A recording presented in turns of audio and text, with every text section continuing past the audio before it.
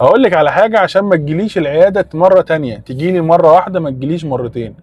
التعليمات اللي بنقولها وقت الكشف مهم جدا تلتزمي عليها عشان ما تضطريش تعيد الكشف تاني كمان 6 شهور. يعني ايه يا ست الكل؟ يعني حضرتك جيتي العياده عندك خشونه درجه عاليه، قلنا هناخد علاج وهنعمل علاج طبيعي وحقن الركبه وهنتجنب ان احنا نعمل عمليه تغيير مفصل. سليم سليم.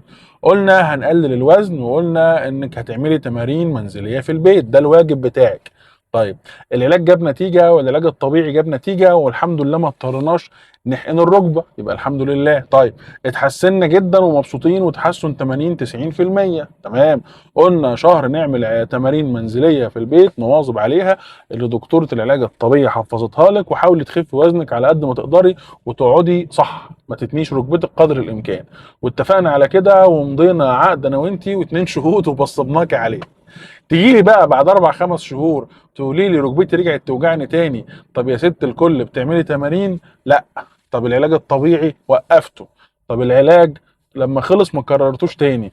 طب القعده؟ لا والله يا دكتور لسه بطلع وبنزل السلالم اصل انا ساكنه في الرابع. طب هعمل ايه؟ طب الحقن ما بحبوش. طيب نعمل ايه؟ ولا حاجه، هنعيد اللي احنا عملناه كله من اول وجديد. وده احسن سيناريو، لان في سيناريو تاني ان المفصل يقفش عليكي ويقفش علينا وساعتها ما يبقاش في حل غير ان احنا نغيره. فيبقى الاحسن نلتزم بالتعليمات اللي بنقولها وقت الكشف، لان ده الواجب بتاعك اللي حضرتك المفروض تعمليه. ما تتسهليش في الواجب ده، وحاولي تجبري نفسك على انك تسمعي الكلام وتدخلي عادات جديدة تفيدك وتحافظ لك على مفصلك. وفي الختام كالعادة افتكروا ان احنا هنعيش مرة واحدة، حاولي تعيشيها بصحة وسعادة على قد ما تقدري، الدنيا ضلمت. وافتكروا دايما ان الامل موجود. وسلام عليكم.